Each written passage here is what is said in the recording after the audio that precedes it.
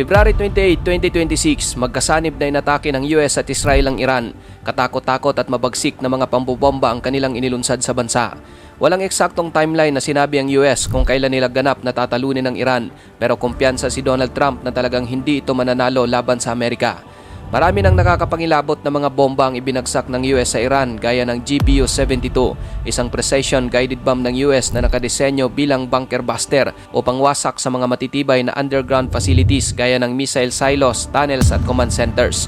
Ngunit hanggang sa kasalukuyan, patuloy pa rin itong gumaganti. Kaya naman ang tanong, kaya ba talagang durugin ng US ang Iran?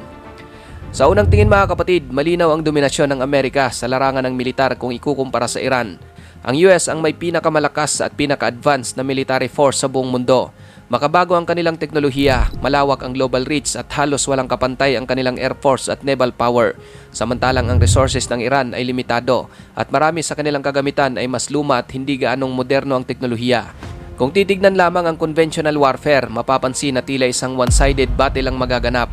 Ngunit ang katotohanan, isang komplikadong digmaan ang haharapin ng US dahil ang pakikipaglaban sa Iran ay hindi lamang nasusukat sa pagkakaroon ng laki o dami ng armas, kundi sa taktika, resilience at kakayahang mag-adapt sa hindi inaasahang sitwasyon sa battlefield. Halimbawa, hindi pinaghahandaan ng Iran ang isang tradisyonal na digmaan o yung pakikipaglaban ng harapan. Sa halip, ang kanilang taktika ay nakatuon sa pagpapahirap sa kalaban, hindi sa agarang panalo, isang strategy na kilala bilang asymmetric warfare. Sa halip na subukang tapatan ang lakas ng US, ginagamit nila ang kanilang strategic na lokasyon, malawak na network ng proxy forces at kakayahang mabilis na mag-adapt sa anumang sitwasyon. Mayroong libu-libong ballistic at cruise missiles ang Iran na kayang tumama sa mga base, sa mga barko at critical infrastructure ng Amerika. At kahit hindi lahat ng missile ang nakakalusot o nagdudulot ng direktang pinsala, ngunit sapat na ang ilan upang magpahina ng operasyon, magdulot ng takot at magbago ng taktika ng kalaban. Sa unang yugto ng anumang posibleng digmaan, malamang na mangingibabaw ang US lalo na sa pamamagitan ng kanilang advanced na arsenal at teknolohiya. Gamit ang kombinasyon ng airstrikes, precision bombing at cyber warfare, kayang targetin ng Amerika ang mga critical na pasilidad ng Iran mula sa radar systems, missile launch sites hanggang sa command and control centers. Isa-isang tatamaan ang bawat strategic point, kasabay ng mabilis at malinis na koordinasyon na siyang signature style ng modernong American warfare.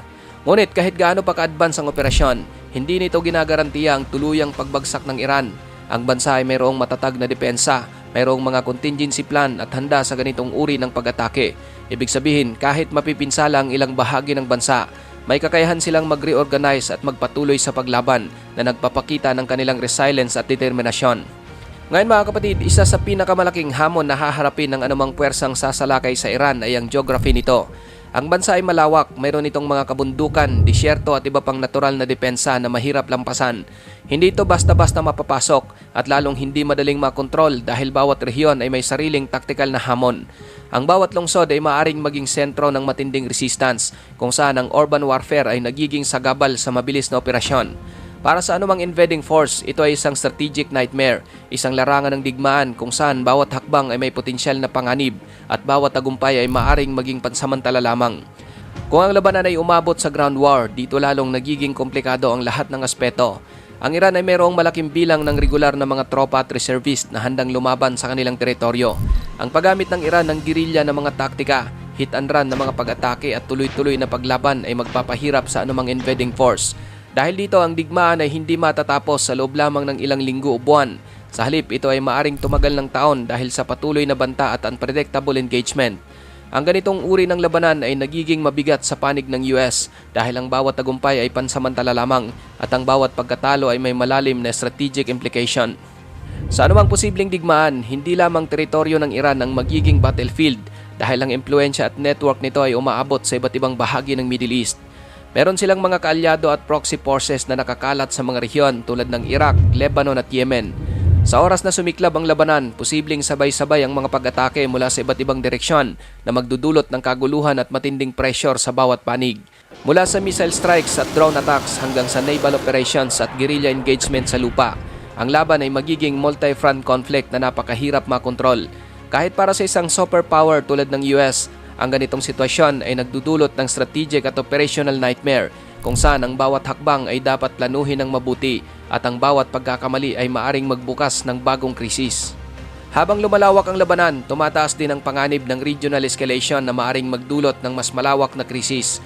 Sa bawat bagong kaguluhan ay mas nagiging komplikado ang sitwasyon at bawat hakbang ay may potensyal na magkaroon ng hindi inaasahang epekto. Nagiging mas malawak ang krisis sa buong rehiyon at ang bawat aksyon ay may implikasyon sa politika, ekonomiya at seguridad sa mga kalapit na bansa. Sa ganitong sitwasyon, mas mahirap makamit ang mabilis o tiyak na tagumpay. Sa digmaang US versus Iran mga kapatid, isa sa pinakamalaking pressure point sa anumang tensyon ay ang Strait of Hormuz, ang isa sa pinakaimportanteng oil route sa buong mundo. Ang anumang sagabal o banta sa daloy ng langis dito ay agad na mararamdaman sa global economy katulad ng ating nararanasan ngayon. Tumataas ang presyo ng langis, naapektuhan ang supply chains at lumalala ang economic instability sa maraming bansa mula sa malalaking ekonomiya hanggang sa mga bansang umaasa sa imported energy. Dahil dyan, hindi na lamang ito simpleng military issue. Ang digmaan ng dalawang bansa ay magiging global crisis. Ito rin ang dahilan kung bakit napakasensitibo ng bawat hakbang ng militar at diplomatiko sa rehiyon. Isang maling desisyon kahit maliit ay maaring magdulot ng domino effect na umaabot sa bawat sulok ng mundo. Sa larangan naman ng teknolohiya at armas, malinaw ang kalamangan ng US. Mayroon kasi silang access sa pinaka-advanced na military system sa buong mundo. Ngunit ang kanilang bawat advantage ay hindi otomatikong nagagamit sa totoong laban, lalo na sa komplikadong sitwasyon sa rehiyon. Halimbawa ang nuclear weapons, bagamat napakalakas at nakakatakot, ngunit imposible itong gamitin sa aktwal na digmaan. Ang kapalit ng ganitong hakbang ay hindi lamang pagkatalo o pinsala sa kalaban, maaari itong magdulot ng malawakang global catastrophe na walang sino man ang makakapigil. Kaya naman kahit may ganitong kapangyarihan ng Amerika, nananatili itong pangunahing deterrent lamang, isang banta na nagpapanatili ng balanse, ngunit hindi praktikal bilang aktwal na solusyon sa anumang labanan. Ang modernong digmaan ay hindi nasusukat sa dami o lakas ng armas, kundi sa estratehiya, timing at kakayahang mag-adapt sa mga hindi inaasahang sitwasyon. Sa kasalukuyang digmaan, makikita natin ang maingat at kalkuladong galaw ng bawat panig. May mga military deployment, may mga banta at pagpapakita ng kapangyarihan. Ngunit wala pang direktang full-scale war na sumiklab. Ito ay dahil parehong nauunawaan ng US at Iran ang napakataas na panganib ng escalation. Bawat desisyon, gaano man kaliit o kadetalyado, mayroon pa rin itong katumbas na posibleng krisis na maring umabot sa regional o global scale. Sa ganitong sitwasyon, ang pagkakamali ay hindi option dahil ang isang maling hakbang lamang ay maaring magbukas ng mas malawak na digmaan na halos imposible ng pigilan. Ang tensyon ngayon ay isang patunay na ang bawat galaw, bawat deployment at bawat bansa ay bahagi ng masalimuot at delikadong laro ng estratehiya kung saan ang panganib ay napakataas at ang resulta ay maaring baguhin ang balanse ng kapangyarihan sa buong rehiyon. Kung ating babalikan ang mga nakaraang digmaan, may isang mahalagang aral na paulit-ulit nating nakikita. Madali ang pagsisimula ng giyera, ngunit napakahirap nitong tapusin. Ang ginawang pagkikidigma ng US, Afghanistan at Iraq ay malinaw na halimbawa nito kung saan ang unang yugto ng labanan ay mabilis at tila matagumpay. Ngunit ang sumunod na mga taon ay nagdulot ng matinding gastos. Maraming buhay ang nawala, pati kayamanan at reputasyon. Dito lumitaw ang tinatawag na endless war o digmaang walang katapusan, kung saan ang bawat panalo ay pansamantala lamang. Ito rin ang eksaktong senaryo na gustong iwasan ng US. Ngunit sa kabila ng mga aral na ito, posibleng maulit ang parehong pattern sa bagong krisis sa pagitan ng Amerika at Iran. Kaya ang tunay na tanong, hindi lang kung kaya nilang manalo, kundi kung kaya ba nilang tapusin ang digmaan nang hindi nawawala ng kontrol. Sa huli mga kapatid, ang tanong na kung kaya ba talaga ng US na durugin ang Iran ay malinaw na may kakayahan ng Amerika na manalo sa maraming laban at magdulot ng malalaking pinsala. Ngunit ang pagdurog ng isang bansa ay ibang usapan. Hindi ito nasusukat sa simpleng pagkatalo ng militar o pagkasira ng infrastructure. Nangangailangan ito ng total control, tuluyang pagbagsak ng sistema at ganap na pagsunod o submission ng buong bansa. Sa kaso ng Iran, hindi ito madaling makamit. Ang kanilang geography, strategic network, resilience at kakayahang mag-adapt ay nagiging malaking hadlang sa ganitong layunin. Sa halip na mabilis at malinaw na tagumpay, mas malamang nahaharapin ng US ang isang mahaba, magastos at komplikadong digmaan, isang labanan na walang malinaw na katapusan.